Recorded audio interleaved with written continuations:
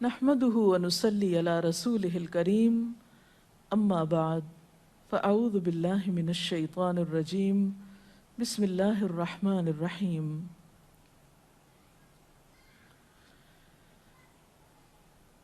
ایک پاکیزہ معاشرہ اسی وقت وجود میں آ سکتا ہے جب خاندانی نظام مضبوط ہو،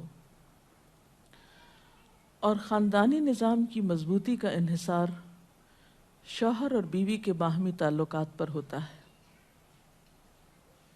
دونوں کے درمیان جب تک باہم موافقت نہ ہو، دونوں ایک دوسرے کے حقوق کا خیال نہ رکھیں، اس وقت تک خاندان کے اندر خوشی، راحت، سکون پیدا نہیں ہو سکتا۔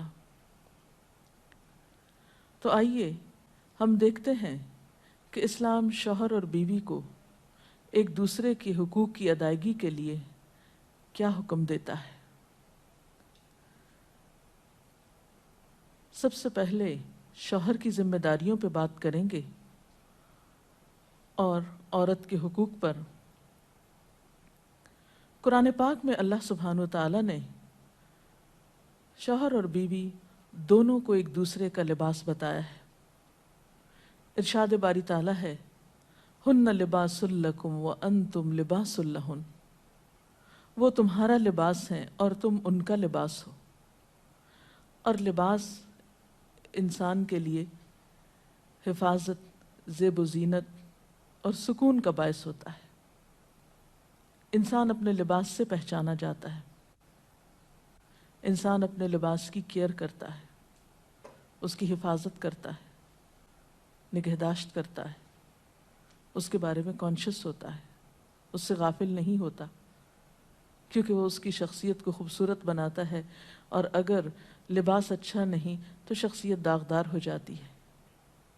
تو جس طرح لباس اور جسم کا باہم تعلق ہے، ایک مضبوط تعلق، قریبی تعلق، اسی طرح شوہر اور بیوی کا بھی باہم ایک مضبوط قریبی تعلق ہوتا ہے۔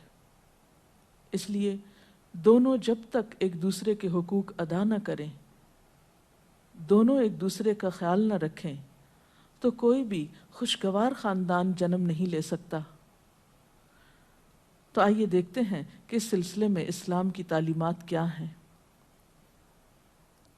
سب سے پہلے شوہر کو یہ تلقین کی گئی کہ وہ بیوی کے ساتھ اچھا سلوک کرے۔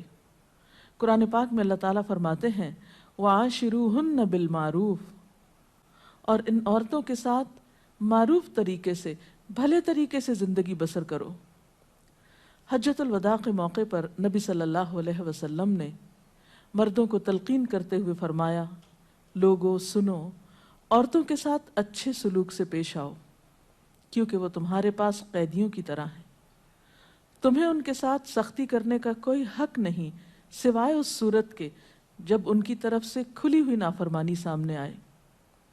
اسی طرح آپ نے اپنے اس خطبے میں یہ بھی فرمایا کہ دیکھو سنو، تمہارے کچھ حقوق تمہاری بیویوں پر ہیں اور تمہاری بیویوں کے کچھ حقوق تم پر ہیں۔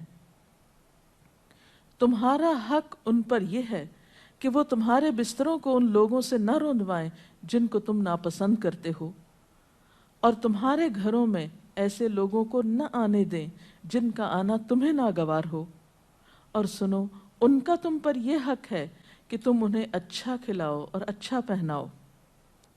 اسی طرح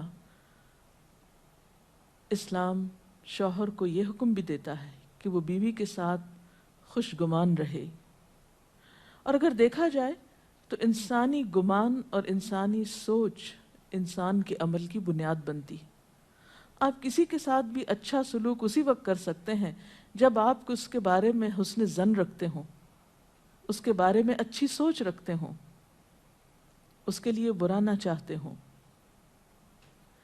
اسی لیے ہم دیکھتے ہیں کہ قرآن پاک میں اللہ سبحانہ وتعالیٰ تلقین فرماتے ہیں کہ فَإِن كَرِهْتُمُوهُنَّ فَعَسَىٰ أَن تَكْرَهُوا شَيْئًا وَيَجْعَلَ اللَّهُ فِيهِ خَيْرًا كَثِيرًا، کہ اگر وہ تمہیں کسی وجہ سے ناپسند بھی ہوں تو ہو سکتا ہے کہ ایک چیز تمہیں پسند نہ ہو، مگر اللہ تعالیٰ نے اسی میں تمہارے لیے بہت کچھ بھلائی بنا رکھی ہو۔ اس مفہوم کو آپ صلی اللہ علیہ وسلم نے ایک حدیث میں یوں بیان کیا ہے کہ کوئی مومن اپنی مومنہ بیوی سے نفرت نہ کرے، اگر بیوی کی کوئی عادت اس کو پسند نہیں تو ہو سکتا ہے کوئی دوسری خصلت اس کو پسند آ جائے۔ اسی طرح بیوی کے ساتھ عفو و درگزر کی روش اختیار کرنے کا بھی حکم دیا گیا ہے، کیونکہ گھر میں 100 معاملات ایسے ہو سکتے ہیں جن میں دونوں کو ایک دوسرے سے اختلاف ہو، یا ایک دوسرے کی کوئی بات ناپسند ہو، یا ایک دوسرے کی طرف سے کچھ زیادتی ہو۔ تو ایسی صورت میں جب تک معاف کرنے کی روش پر عمل نہ کیا جائے بہتری نہیں ہو سکتی، کیونکہ انسان تو خطا کا پتلا ہے، غلطی تو اس سے ہوگی۔ اس لیے قرآن پاک میں خاص طور پر اہل ایمان کو حکم ہے، یا ایھا الذین آمنوا ان من ازواجکم و اولادکم عدوا لکم، اے لوگو جو ایمان لائے ہو، تمہاری بعض بیویاں اور اولاد تمہارے دشمن ہو سکتے ہیں، فاحذروہم، ان سے محتاط رہو، وَإِن تَعْفُوا وَتَصْفَحُوا وَتَغْفِرُوا فَإِنَّ اللَّهَ غَفُورٌ رَحِيمٌ، پھر اگر تم معاف کر دو، بخش دو، عفو درگزر سے کام لو، تو بے شک اللہ تعالیٰ بھی غفور الرحیم ہے۔ معاف کرنے کے لیے یہاں پر 3 الفاظ ایک جگہ پر استعمال ہوئے ہیں، تعفو، تصفحو، تغفرو۔ اس سے آپ اندازہ لگا سکتے ہیں کہ کس قدر تاکید ہے معاف کرنے کی، اور ایک اچھا گھرانہ معاف کیے بغیر ایک دوسرے کو وجود میں آ ہی نہیں سکتا۔ نبی صلی اللہ علیہ وسلم نے خاص طور پر عورت کے ساتھ اچھے سلوک کی تلقین کرتے ہوئے فرمایا، عورتوں کے ساتھ اچھا سلوک کرو، عورت پسلی سے پیدا کی گئی ہے، اور پسلیوں میں سب سے زیادہ اوپر کا حصہ ٹیڑھا ہے، اس کو سیدھا کرو گے تو ٹوٹ جائے گی، چھوڑ دو گے تو ٹیڑھی رہے گی، بس عورتوں کے ساتھ اچھا سلوک کرو۔ بعض اوقات یہ سمجھا جاتا ہے کہ اس میں شاید عورتوں کی توہین کی گئی، نہیں، اس میں عورت کی فطرت کو بتایا گیا ہے کہ اس کے اندر ایک خاص طرح کے جذبات اللہ تعالیٰ نے پیدا کیے ہیں۔ مرد عموماً زیادہ عقل سے کام لیتے ہیں جبکہ عورت جذبات سے کام لیتی ہے، تو مرد اپنی سوچ کے مطابق عورت سے معاملہ نہ کرے، بلکہ عورت کی پوزیشن کو دیکھتے ہوئے، اس کے جذبات کو دیکھتے ہوئے اس سے معاملہ کرے اور حسن سلوک کرے، تو خاندانی زندگی زیادہ خوشگوار ہو سکتی ہے۔ پھر اسی طرح بیوی کے ساتھ خوش اخلاقی کا برتاؤ کرنے کا حکم دیا گیا۔ آپ صلی اللہ علیہ وسلم نے فرمایا، کامل ایمان والے مومن وہ ہیں جو اپنے اخلاق میں سب سے اچھے ہیں، اور تم میں سب سے اچھے لوگ وہ ہیں جو اپنی بیویوں کے حق میں سب سے اچھے ہیں۔ ہمارے ہاں تو اس شخص کو زن مرید کہا جاتا ہے جو بیوی کے ساتھ اچھا سلوک کرتا ہو، حالانکہ اللہ کے رسول صلی اللہ علیہ وسلم کے نزدیک سب سے اچھا مومن وہ ہے جو بیوی کے حق میں خوش اخلاقی برتتا ہے۔ یعنی کسی انسان کی خوش اخلاقی کا ثبوت اس سے نہیں دیا جائے گا کہ وہ اپنے گھر سے باہر کس کے ساتھ کیسا ہے، بلکہ یہ دیکھا جائے گا کہ وہ گھر کے اندر کیسا سلوک کر رہا ہے اپنے قریب ترین انسان کے ساتھ۔ حضرت عائشہ رضی اللہ تعالیٰ عنہا فرماتی ہیں کہ میں نبی صلی اللہ علیہ وسلم کے ہاں گڑیوں سے کھیلا کرتی تھی، میری سہیلیاں بھی میرے ساتھ کھیلتی، جب نبی صلی اللہ علیہ وسلم تشریف لاتے تو سب ادھر ادھر چھپ جاتی، آپ ڈھونڈ ڈھونڈ کر ایک ایک کو میرے پاس بھیجتے تاکہ وہ میرے ساتھ کھیلیں۔ اس سے آپ اندازہ لگا سکتے ہیں کہ آپ صلی اللہ علیہ وسلم کا اپنے ازواج مطہرات کے ساتھ کیسا سلوک تھا، کیسا معاملہ تھا، اور وہ ان کے جذبات کا کس قدر خیال رکھتے تھے۔ اسی طرح شوہر کی ذمہ داریوں میں سے یہ ذمہ داری بھی ہے کہ وہ بیوی کو خوش دلی سے نان نفقہ دے، اس کی ضروریات پوری کرے۔ اس سے نہ صرف یہ کہ دنیاوی اعتبار سے وہ اپنی ذمہ داری پوری کرے گا، بلکہ آخرت کے اعتبار سے بھی وہ بہترین اجر و ثواب کا مستحق ہوگا۔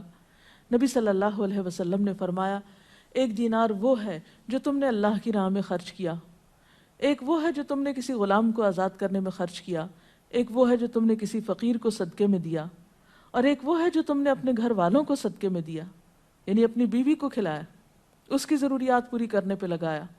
ان میں سب سے زیادہ اجر و ثواب اس دینار کے خرچ کرنے کا ہے جو تم نے اپنے گھر والوں پہ خرچ کیا۔ وہ لقمہ جو شوہر اپنی بیوی کو کھلاتا ہے وہ شوہر کے حق میں صدقہ لکھا جاتا ہے، یعنی فریضے کی ادائیگی تو اپنی جگہ، لیکن اس کا خرچ کرنا اس کے لیے باعث ثواب ہے اس مد میں۔ پھر اسی طرح بیوی بچوں کی دینی تعلیم و تربیت یہ بھی شوہر کی ذمہ داری. قرآن پاک میں اللہ تعالیٰ فرماتے ہیں یا ایھا الذین آمنوا قوا انفسکم واہلیکم نارا، اے لوگو جو ایمان لائے ہو اپنے آپ کو اور اپنے گھر والوں کو آگ سے بچاؤ.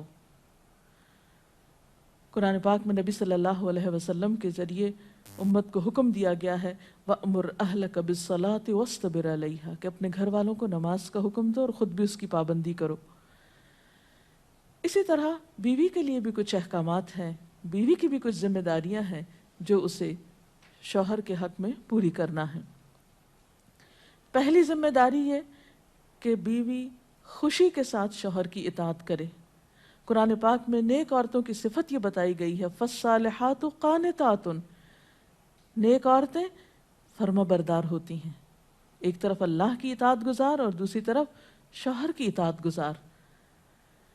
شوہر کی اطاعت کے بارے میں ایک حدیث میں آتا ہے آپ صلی اللہ علیہ وسلم نے فرمایا 2 قسم کے لوگ ایسے ہیں کہ جن کی نمازیں ان کے سروں سے اوپر نہیں جاتی.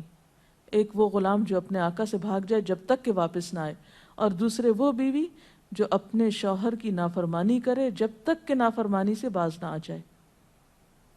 یہاں تک حکم ہے کہ بیوی شوہر کے معاملے میں کسی دوسرے کی بات نہ مانے.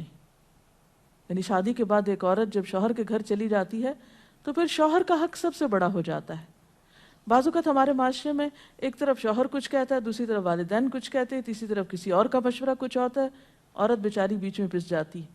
ایسے موقع پر عورت کے لیے کیا لازم ہے، اس کی پرائرٹی کیا ہوگی کہ وہ اپنے شوہر کی بات مانے. عورت کی دوسری بڑی ذمہ داری اپنی آبرو اور عزت و عصمت کی حفاظت ہے. عورت کوئی ایسا کام نہ کرے جس سے اس کی عفت و عصمت پر کچھ حرف آئے. ازدواجی زندگی کی خوشی کا راز باہم ایک دوسرے پر اعتماد ہے. اگر کوئی بھی ایسا کام عورت کرتی ہے جس سے شوہر کے دل میں شک ہو جاتا ہے، اعتماد ختم ہو جاتا ہے، تو اس سے ازدواجی زندگی کی خوشیاں ختم ہو جاتی. یہ اعتماد بے حد ضروری ہے اور اس کے لیے اپنی عزت عصمت کی خصوصی حفاظت. نبی صلی اللہ علیہ وسلم نے فرمایا عورت جب 5 وقت کی نماز پڑھے، اپنی آبرو کی حفاظت کرے، اپنے شوہر کی فرما بردار رہے تو وہ جنت کے جس دروازے سے چاہے داخل ہو جائے. اسی لیے شوہر کی اجازت اور مرضی کے بغیر گھر سے بھی نہیں نکلنا چاہیے. حضرت معاذ بن جبل کہتے ہیں کہ نبی صلی اللہ علیہ وسلم نے فرمایا خدا پر ایمان رکھنے والی عورت کے لیے جائز نہیں کہ وہ اپنے شوہر کے گھر میں کسی ایسے کو آنے دے جس کا آنا شوہر کو پسند نہ ہو، اور ویسی صورت میں گھر سے نکلے جب اس کا نکلنا شوہر کو پسند نہ ہو. اطاعت کے علاوہ شوہر کو خوش رکھنا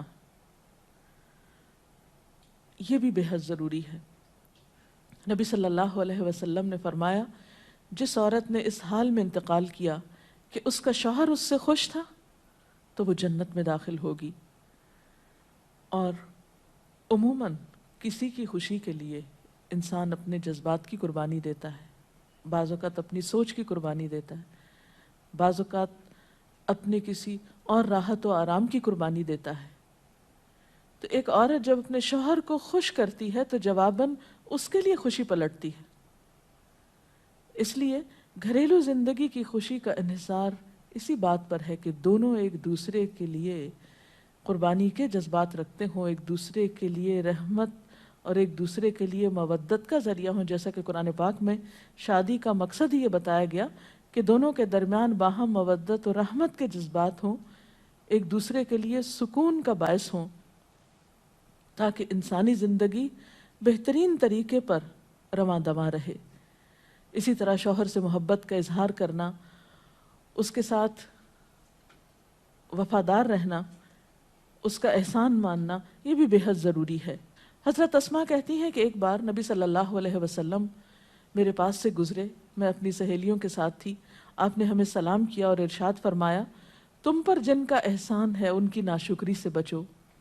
تم میں سے ایک اپنے ماں باپ کے گھر کافی دنوں تک بن بیاہی بیٹھی رہتی ہے، پھر اللہ تعالیٰ اس کو شوہر عطا کرتا ہے، اولاد دیتا ہے، اور ان سارے احسانات کے باوجود اگر کبھی کسی بات پہ شوہر سے ناراض ہوتی ہے تو کہہ اٹھتی ہے میں نے تو کبھی تمہاری طرف سے کوئی بھلائی دیکھی ہی نہیں. تو یہ جملہ ناشکری کا جملہ ہے جو عورت کو نہیں بولنا چاہیے.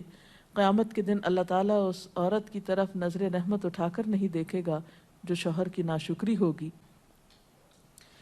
اور آخری بات یہ کہ عورت کے اوپر لازم ہے کہ وہ اپنے گھر بار، مال و اسباب اور اپنی ذمہ داریوں میں شوہر کی مددگار رہے، شوہر کی وفادار رہے۔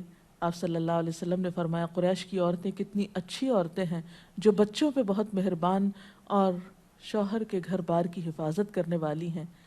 آپ صلی اللہ علیہ وسلم نے ایک اچھی عورت کی خوبیاں بیان کرتے ہوئے فرمایا مومن کے لیے خوف خدا کے بعد سب سے مفید اور باعث خیر نعمت نیک بیوی ہے۔ اور نیک بیوی کون؟ جب وہ شوہر اسے کسی کام کے لیے کہے تو خوشی سے کر دے، جب اس پہ نگاہ ڈالے تو اسے خوش کر دے، جب اس کے بھروسے پہ قسم کھائے تو وہ اس کی قسم پوری کر دے، جب وہ کہیں چلا جائے تو اس کے پیچھے اپنی عزت و آبرو کی حفاظت کرے، اور شوہر کے مال و اسباب کی اور ان سب چیزوں کی نگرانی میں شوہر کی خیرخواہ اور وفادار رہے، اور اس کے ساتھ ساتھ اپنی صفائی، زیبائش اور سلیقہ مندی کا بھی ثبوت دے۔ اس سلسلے میں اگر آپ کے ذہن میں مزید کچھ سوالات ہوں تو آپ کر سکتے ہیں۔ اگر والدین اور شوہر دونوں میں سے کسی ایک کی بات ماننے کا جیسے وقت ہو تو پھر کس کی بات پہلے مانی چاہیے؟ شادی کے بعد شوہر کی بات ماننا زیادہ ضروری ہے بنسبت کسی اور کے، کیونکہ واضح طور پر آتا ہے کہ عورت شوہر کے معاملے میں کسی دوسرے کی بات نہ مانے۔ اگر شوہر کوئی ایسا حکم دے جو کہ شریعت کے خلاف ہو تو کیا اس کا حکم ماننا چاہیے؟ شریعت دین کے خلاف یہ تو ایک اصول ہے لا طاعۃ لمخلوق فی معصیۃ الخالق، کہ کسی مخلوق کی یعنی کسی انسان کی اطاعت جائز ہی نہیں جہاں اللہ کی نافرمانی ہو رہی ہو۔ یہ تو ایک واضح اور طے شدہ بات ہے، اس لیے جہاں اطاعت کی بات ہوگی وہ معروف میں ہوگی، نیکی اور بھلائی کے کاموں میں ہوگی، شر میں اور برائی میں نہیں ہوگی۔ اگر کسی کا شوہر ناراض اس کا انتقال ہو جائے، وہ ناراض ہو اس کا انتقال ہو جائے، ایسی بیوی کیا کرے؟ بعد میں شوہر کے لیے دعا مغفرت کرے، اس کی طرف سے صدقہ خیرات کرے تو انشاءاللہ اللہ تعالیٰ معاف کرنے والا ہے۔ ڈاکٹر صاحبہ اگر ایک پارٹنر اپنے حقوق اپنے فرائض پورے کرتا ہے لیکن دوسرا جو ہے وہ نہیں کر رہا تو اس صورت میں پھر کیا رویہ ہونا چاہیے؟ اس میں یہ کہ حسن سلوک کے ساتھ دوسرے شخص کو توجہ دلانی چاہیے کہ وہ اپنے حقوق پورے کرے، کیونکہ تالی دونوں ہاتھوں سے بجتی ہے۔